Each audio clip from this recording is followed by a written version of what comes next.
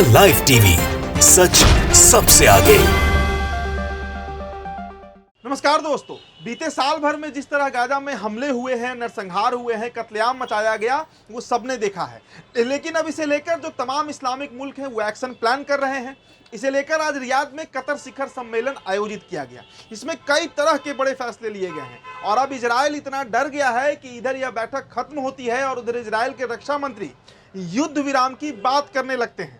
उधर Donald Trump ने अमेरिकी राष्ट्रपति का जो चुनाव जीता, उसी समय उन्होंने कहा था कि गाजा का मामला जल्द निपटा दीजिए। तो इजराइल आज के समय में चौतरफा घिर चुका है। अब आज जो बैठक हुई है उसमें क्या फैसला लिया गया है, क्या प्रतिक्रिया दी गई है, वो आपको हम बताने जा रहे हैं।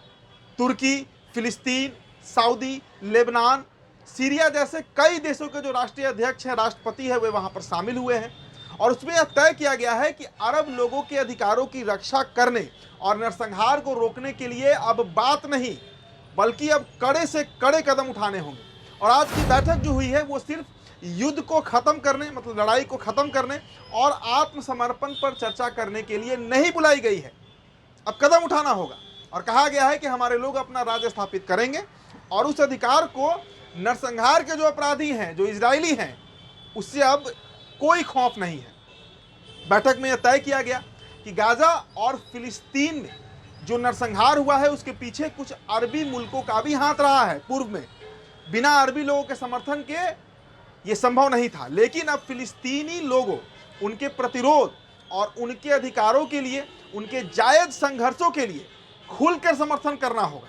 साथ ही यह भी कहा गया कि गाजा पट्टी में जो हमारे लोगों पर घेराबंदी है उसे अब तोड़ने का समय आ गया है और यहूदियों पर, इजरायलियों पर एक व्यापक घेराबंदी लगाने के लिए अब आधिकारिक तौर से जो अरब मुल्क हैं उनको अभियान शुरू करना होगा। अब इस पर जो तमाम वहाँ पर राष्ट्राध्यक्ष पहुँचे थे, उन्होंने अपने अपने तरीके से इस पर बयान दिया है, प्रतिक्रिया दी है। सबसे पहले फिलिस्तीन के राष्ट्रपति महमूद अब्बास ने कहा है कि अंतर्राष्ट्रीय समुदाय गाजा पट्टी पर इजरायली आक्रमण को रोकने में पूरी तरह फेल रहा है, असफल रहा है और अमेरिका के समर्थन से इजरायली हमले आज भी जारी हैं। हम गाजा को मानवीय सहायता पहुंचाने और मुजाहिदों की वापसी सुनिश्चित करने की मांग करते हैं। फिलिस्तीन ने सुरक्षा परिषद यानी यूनाइटेड नेशन का जो सिक्योरिटी काउंसिल है उसमें संयुक्त राष्ट्र में इजरायल की सदस्यता को निलंबित करने की मांग उठाई गई है।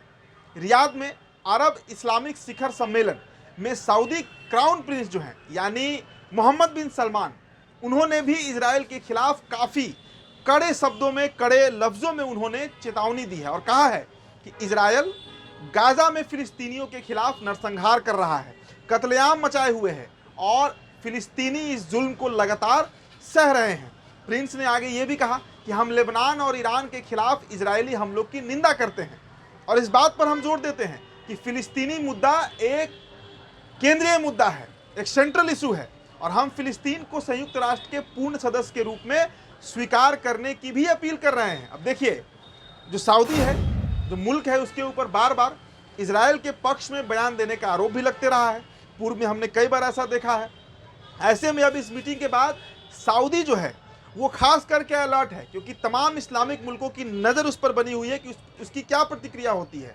सऊदी के अलावा भी कई मुल्कों ने इजरायल को लेकर तीखी प्रतिक्रिया दी है। तुर्की के राष्ट्रपति यानी रेसेप तैयब एर्दोगन की बात करें तो उन्होंने कहा कि इजरायल का लक्ष्य जो है वो गाजा में बसना और पूर्वी यरूशलेम सहित वेस्ट बैंक में फिलिस्तीनी उपस्थिति को नष्ट करना है और उस पर नियंत्रण करना है और हम ऐसा होने नहीं देंगे। पश्चिमी देशों ने जहां इजरायल का समर्थन किया है, वहीं इस्लामिक देशों की जवाब देने में जो असमर्था है उसके कारण ज़मीनी स्तर पर स्थिति यहाँ तक पहुँच गई है। हमें अंतर्राष्ट्रीय कानून और संयुक्त राष्ट्र के आधार पर फिलिस्तीन में जो नरसंहार हो रहे हैं, उसके जो अपराधी हैं, उनके खिलाफ कार्रवाई करना होगा और उन पर हमला भी करना होगा। हमें अपने बीच के मतभेदों को भुलाना होगा और जो तमाम इस्लामिक मुल्क हैं उनको एक साथ खड़ा होना होगा और अपने फिलिस्तीन भाइयों के बीच एकता बनाना होगा और इसी राह पर हमें आगे बढ़ना होगा। वहीं वहाँ पर लेबनान के राष्ट्रपति भी पहुँचे थे, नजीब मिकाती ने भी कई बातें कही हैं। उन्होंने कहा कि इजरायल को अपने हमलों को बंद करना होगा और अगर ऐसा नहीं होता है तो उसे इसके लिए बड़ा हर्जाना भरना होगा, क्योंकि अब एक्शन होने जा रहा है। सीरियाई राष्ट्रपति बशर अल असाद ने कहा कि पिछले साल हमने इजरायली राष्ट्रपति से मुलाकात की थी और हमले को रोकने को कहा था, लेकिन इसके उल्टा हुआ और अधिक नरसंहार हुए, लगातार कत्लेआम मचाया गया। 2002 में हमने अरब पहल प्रस्तुत की और इजराइल ने हमें उसी तरह जवाब दिया। 1991 में हमने नेक इरादों के साथ अमेरिकियों का साथ दिया था, लेकिन हमें शांति हासिल नहीं हुई। वे हत्या का प्रयोग करते हैं और हम जो है वो बातचीत करते रह जाते हैं। इसलिए हमें अपने उपकरण अब बदलने होंगे। हमें अब बातचीत से नहीं, जिस जुबान में अमेरिका और इजराइल समझता है उस जुबान में उनको जवाब देना होगा, नहीं तो हमारा वजूद ही खत्म हो जाएगा। तो इस तरीके से प्रतिक्रिया जो है वो अलग अलग राष्ट्रीय अध्यक्ष को द्वारा दिया गया है। अब देखिए इसे लेकर इजराइल कितने खौफ में है कि उसके रक्षा मंत्री की तरफ से बयान आया है। इजरायली विदेशी मंत्री ने कहा कि हिजबुल्लाह की ताकत बहुत कम हो गई है और उसके अधिकांश मिसाइल क्षमताएं नष्ट होते जा रही हैं। लेबनान में युद्ध विराम वार्ता तेज हुई है और उम्मीद है कि जल्द ही वहां पर लड़ाई जो है, युद्ध जो चल रहा है वो खत्म हो जाएगा। इजराइल के विदेश मंत्री ने यह भी कहा कि जब हमारे लक्ष्य हासिल हो जाएंगे तो हम सभी जगहों पर युद्ध विराम कर देंगे, युद्ध वहां पर समाप्त कर देंगे। तो इससे आप समझ सकते हैं कि इजराइल का जो खौफ है, इजराइल के अंदर जो एक सेंस ऑफ फियर है, जो डर है, खासकर इस बैठक के बाद जहां पर तमाम इस्लामिक मुल्क इकट्ठा हुए हैं और एक सुर में, एक जुबान में वो इस बात को कह रहे हैं कि अब इजराइल को अमेरिका भी नहीं बचा सकता है। इसके बाद इजराइल की तरफ से ये प्रतिक्रिया आई है। फिलहाल इस रिपोर्ट में इतना ही। मेरा नाम उदित तारण है। द लाइव टीवी पर ये वीडियो आप देख रहे थे। बहुत बहुत शुक्रिया। द लाइव टीवी, सच सबसे आगे।